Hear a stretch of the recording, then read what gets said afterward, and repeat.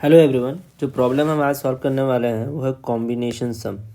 ठीक है, तो चलिए एक बार प्रॉब्लम को पढ़ लेते हैं।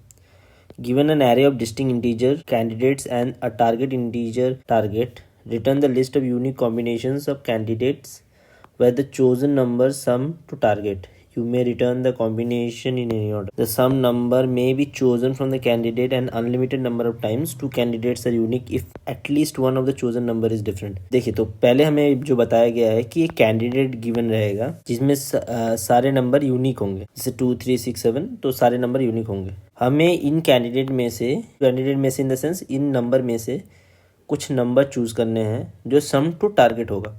सॉरी 2 to 3 जो है, ये 2 to 3 सम टू 7 हो रहा है। सेकेंड चीज़ है, ये पहला चीज़। सेकेंड चीज़ है कि कोई भी नंबर रिपीट हो सकते हैं, जैसे 2 वापस आ सकता है और फिर 3 है। ठीक है, तो ये दो चीज़ बता दिए हैं। सेम नंबर में be chosen from the candidate unlimited number of times, तो रिपीट हो सकता है। और एक तीसरा चीज़ कि 2 3 2 और 2 2 3 ये दोनों सेम है, तो हम ऐसा नहीं कह सकते कि ये एक अलग कॉम्बिनेशन है और ये एक अलग कॉम्बिनेशन है, ये दोनों सेम कॉम्बिनेशन है।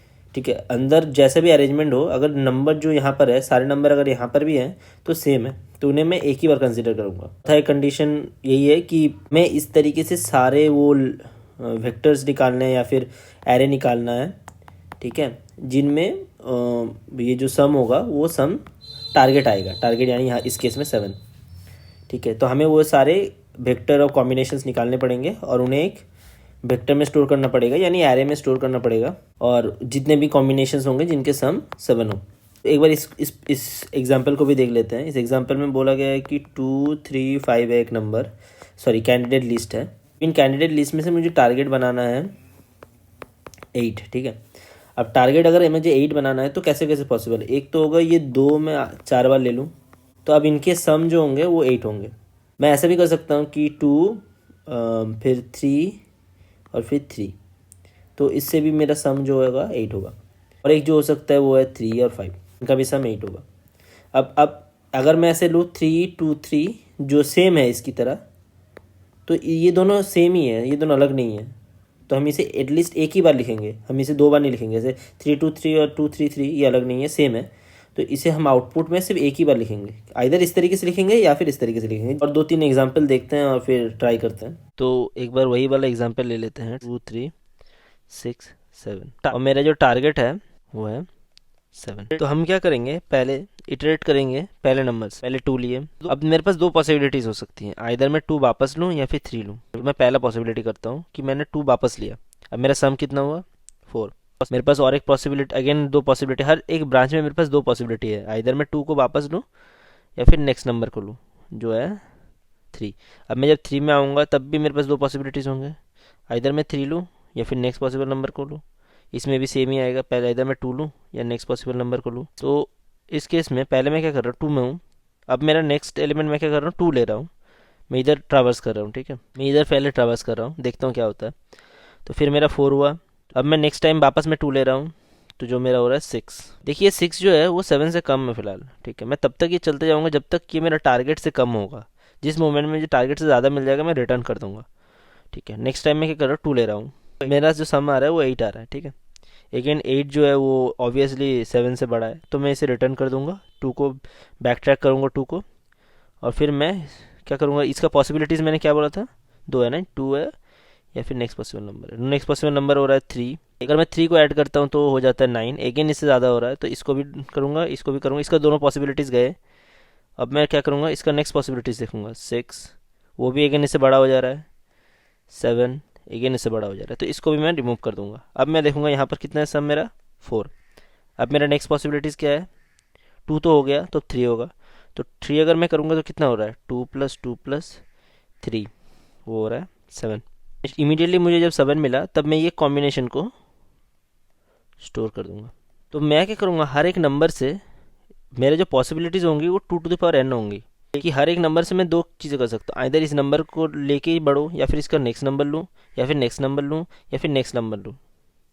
ठीक है, ये नंबर कंसिडर करने के बाद मैं आइदर इसी नंबर से रिपीट करूँ या फिर इसका नेक्स्ट पॉसिबल नंबर सारे लेते जाऊँ। अगेन जब मैं 3 में आ जाऊँगा, मुझे अगेन इसके नेक्स्ट नंबर ले सकता हूँ, इसके नेक्स्ट नंबर ले सकता हूँ, या फिर 3 से मैं कंटिन्यू कर सकता हूँ। ये 3 पॉसिबिलिटीज़ है मेरे पास।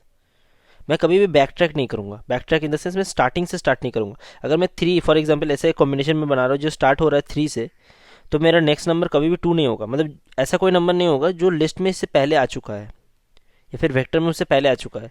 फिर मेरा वही चीज़ हो जाएगा ना, 3 2 और 2 2 3 दोनों सेम हो जाएगा।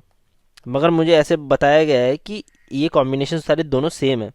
मैं जब भी कोई नंबर से स्टार्ट करूँगा तो मैं क्या करूँगा, आइदर इसे लूँगा या फिर इस नंबर को मैं नहीं लूँगा, नेक्स्ट नंबर को लूँगा, या फिर इसको भी नहीं लूँगा, इसको लूँगा, इसको नहीं लूँगा, इसको लूँगा। अगर मैं लूँगा तो इस तरीके से मेरे पास 2 to the power n possibilities हो सकती है। Consider this number, next number you are considering this, ये नंबर आप कंसिडर कर रहे हो, नेक्स्ट नंबर आप ये कंसिडर कर रहे हो। जब तक ये 7 यानी टारगेट से छोटा ना रहे, जब तक छोटा रहेगा तब तक हम करते जाएंगे। इसको लेंगे, इसके बाद इसको लेंगे, अगर नहीं हुआ तो बैक ट्रैक करके इसको लेंगे, ये भी नहीं हुआ तो बैक ट्रैक करेंगे। फिर मैं देखूंगा इसी नंबर को मैं मल्टीपल लेके भी ट्राई कर सकता हूँ। तो मेरे पास मल्टीपल ऑप्शंस हो सकते हैं। इस नंबर को तो मैं ले रहा हूँ, फिर देख रहा हूँ कि इसके बाद वाला नंबर को भी ले रहा हूँ या फिर नहीं ले रहा हूँ। एक बार इसके बाद वाला नंबर को ले रहा हूँ तो इस नहीं ले रहा हूँ, या फिर इस बाद नंबर के बाद में ले रहा हूँ या नहीं ले रहा हूँ। ऐसा भी हो सकता है कि इस नंबर को लिया, इस नंबर को भी लिया, फिर जाके इस नंबर को भी लिया, या फिर नहीं लिया, नेक्स्ट वाले नंबर को लिया। तो मेरे पास सारे पॉसिबिलिटीज़ मुझे ट्रैवर्स करने पड़ेंगे। 2 मेजर कंडीशंस होंगी। एक तो वो टारगेट से हमेशा मैं तब तक लेते जाऊंगा जब तक मेरा सम जो है टारगेट से कम रहे या फिर समांतर रहे, या फिर जो लिस्ट मेरे पास, जो समझ लीजिए मेरे पास 2 3 6 तो 7 है, तो मैं कितना एन लेंथ तक ही जा सकता हूँ। मतलब लेंथ मतलब 4 तक जा सकता हूँ, उससे ज़्यादा मैं नहीं जा सकता। उसके बाद जो होगा आउट ऑफ इंडेक्स हो जाएगा, राइट। तो ये दो चीज़ें हैं, आउट ऑफ इंडेक्स वाली और टारगेट से कम वाली। दूसरा तीसरा चीज़ है कि मैं क्या क्या करूँगा, आइदर इस एलिमेंट को लूँगा, फिर इसका इंडेक्स में बढ़ा दूंगा, मगर कुछ इंडेक्स को बढ़ा दूंगा, और कुछ इस नंबर को नहीं लूँगा, नेक्स्ट नंबर से स्टार्ट करूँगा लेना है।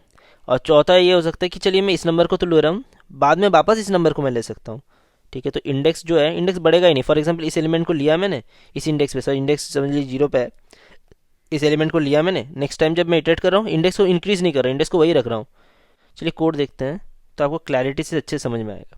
तो पहले तो ये कैंडिडेट लिस्ट दिया हुआ है जिसमें 2 3 6 और 7 दिया हुआ है। पहले से टारगेट दिया हुआ है जो 7 है इनिशियली। तो मैं क्या कर रहा हूँ, एक वेक्टर ऑफ आंसर क्रिएट कर रहा हूँ जिसमें मैं वो जो पॉसिबल कॉम्बिनेशंस होंगे जिनके सम टारगेट होंगे, तो वो मैं सोचा 2 2 3 जो एक है वो यहाँ पर मैं स्टोर करूँगा, और इसको जाके मैं फाइनली एक रिजल्ट वाले वेक्टर में, वेक्टर ऑफ वेक्टर में स्टोर कर दूंगा, और जो ये रिजल्ट मैं रिटर्न करूँगा। तो इसमें सारे पॉसिबल कॉम्बिनेशंस होंगे जिनके सम टारगेट होंगे, ठीक है।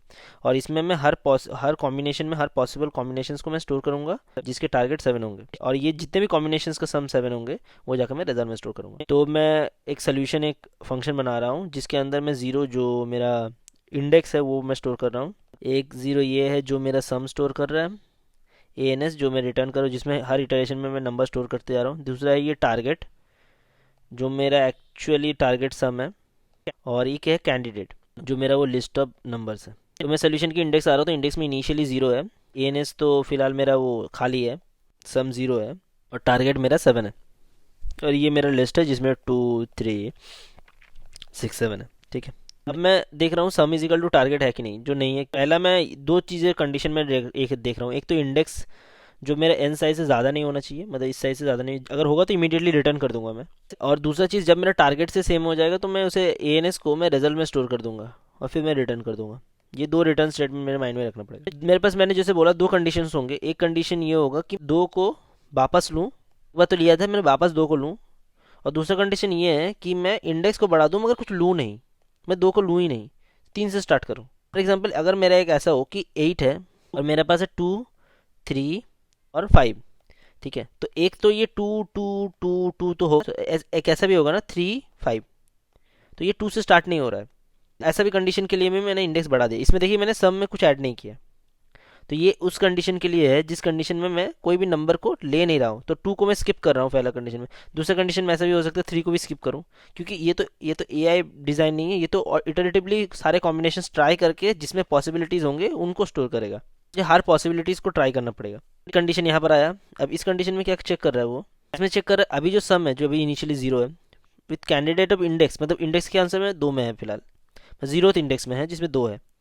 तो अगर इनका सम करके अगर टारगेट से कम हो रहा है तो मैं क्या करूँगा, उस नंबर को पहले पुश करूँगा, यानी 2 को पुश करूँगा ANS में, इंडेक्स को वही रखूँगा और मैं आंसर को भी वही रखूँगा। आंसर को मैंने इंसर्ट कर दिया, ठीक है। सम को मैं बढ़ा दूंगा, अब मैं सम को 2 इंक्रीज करके 2 कर दूंगा, जो 0 था पहले, टारगेट और कैंडिडेट तो वैसे ही पास होंगे। नेक्स्ट बार में आएगा, अब नेक्स्ट बार में इंडेक्स तो 0 ही रहेगा, सम 2 हो जाएगा, तो इस तरीके से वो चलते जाएगा। जिस मोमेंट में उसे लगेगा कि ये जो इंडेक्स मेरा सम है जो मेरा 7 से मीट हो जा रहा है, तो वो इस जगह में जाके वो स्टोर कर देगा। ये पॉप का रीज़न आपको अगर समझ में नहीं आ रहा है, ये है बैक ट्रैकिंग का कॉन्सेप्ट। ठीक है, बैक ट्रैकिंग में क्या करते हैं, जो भी मैं इंसर्ट कर रहा हूँ उसे मैं रिमूव कर दूंगा। फॉर एग्जांपल अगर मैं ऐसा हुआ कि मैं 2 लिया, नेक्स्ट टाइम 2 लिया, ठीक है, अब नेक्स्ट टाइम मुझे 3 लेना पड़ेगा, राइट। ये क्या करेगा, पहले तो ये 2 ही ऐड करेगा, फिर भी 2 ऐड करने जाएगा तो देखेगा वो 7 से ज़्यादा हो जा रहा है, तो बैक ट्रैक जब करेगा तब इस नंबर को उसे रिमूव करना पड़ेगा, राइट।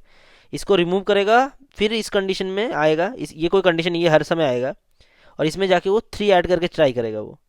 ठीक है, ये जो कंडीशन है, इस कंडीशन से उसको निकलना पड़ेगा, राइट। 2 को जो उसने ऐड करके रखा है एएनएस लिस्ट में, उससे तो रिमूव करना पड़ेगा ना, ये 2 2 और लास्ट में जो 2 ऐड किया उसको तो रिमूव करना पड़ेगा ना, तभी जाके वो 3 ऐड कर पाएगा।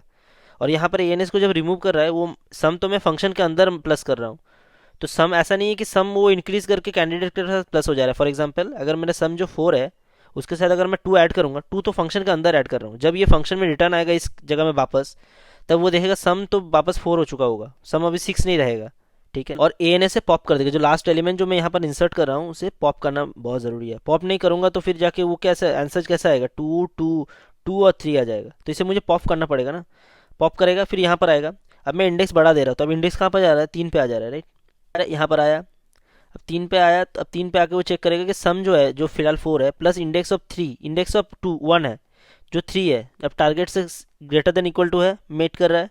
यहाँ पर आया, इंडेक्स को 3 को ऐड किया, इंडेक्स को वही रखा, ए एन एस सम, और ये ट्राई करके ये आंसर डॉट, पहले ये कंडीशन में गया, अब यहाँ पर आके देख रहा है कि ये कंडीशन मैच कर रहा है, ए एन एस को पुश कर देता हूँ। फिर मैं क्या किया, फिर जाके ये कंडीशन हुआ, अब 2 2 3 मैच हो गया, अब यहाँ पर आया।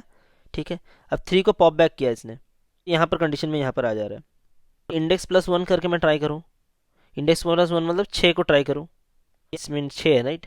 इसको नेक्स्ट इंडेक्स पे डाला, फिर जाके यहाँ पर आया, वापस 6 को ऐड करके देखा देखा कि नहीं, इससे तो ये कंडीशन मैच नहीं कर रहा, टारगेट से छोटा नहीं हो रहा है। अगेन वो इस कंडीशन में आया, इंडेक्स बढ़ा दिया, 7 पे आया, फिर वापस इस फंक्शन में आया, फिर जाके वापस यहाँ पर चेक किया कि टारगेट से छोटा हो रहा है कि नहीं, अगेन छोटा नहीं हो रहा है, तो अगेन इसमें नहीं आएगा, फिर इंडेक्स बढ़ गया, अब ये आउट ऑफ इंडेक्स पे आ गया। जब यहाँ पर आया, ये तो देखा कि ऑब्वियसली मैच नहीं कर रहा है, यहाँ पर आके वो देख रहा है कि इंडेक्स से ज़्यादा हो जा रहा है, तो वो रिटर्न कर देगा। इस तरीके से हम लोग सारे पॉसिबिलिटीज़ को ये करेंगे, फिर कोड को डिज़ोल्व करेंगे ये।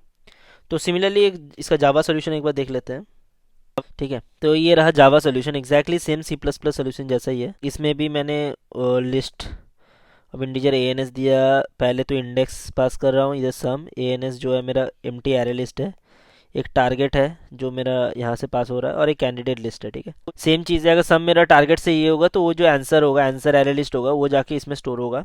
अगर मेरा लेंथ इंडेक्स लेंथ ग्रेटर हो जाता है तो इमीडिएटली मैं रिटर्न कर दूंगा। मैं तभी इस लूप के अंदर ढूंढूंगा जब मेरा सम अभी का जो नंबर इंडेक्स पे है और उसका सम अगर मैं ऐड करूंगा तब टारगेट से कम होना चाहिए। अगर टारगेट से कम नहीं होता है तो मतलब ही नहीं है इसे इंसर्ट करने का। और दूसरा चीज़ ऐसा है कि अगर मेरा वो ऐड नहीं होता है तो मैं नेक्स्ट इंडेक्स में जाके देखूंगा, तो नेक्स्ट इंडेक्स यानी जो अगर समझ लीजिए 0th इंडेक्स पे है तो नेक्स्ट इंडेक्स मतलब इंडेक्स प्लस 1 में करके जाऊँ। तो आप ये सी प्लस प्लस और जावा सोल्यूशन एक बार देख लीजिए, बहुत ही सिंपल चीज़ है। बैक ट्रैकिंग मैंने इससे पहले भी एक जगह में समझाया है, बैक ट्रैकिंग, ये भी बैक ट्रैकिंग सिंपल है कि जिस नंबर को मैं इंसर्ट कर रहा हूँ जब फंक्शन कॉल करने के बाद मैं डेफिनेटली उसे रिमूव करूँ, तो ये बैक ट्रैकिंग का कॉन्सेप्ट है। बहुत सिंपल सोल्यूशन है, मल्टीपल टाइम्स देखिए, आपको बहुत इजीली समझ में आ जाएगा। अगर वीडियो अच्छा लगा तो प्लीज़ लाइक कीजिए, मल्टीपल टाइम्स वीडियो को देखिए, और चैनल को डेफिनेटली सब्सक्राइब कीजिए। Thank you.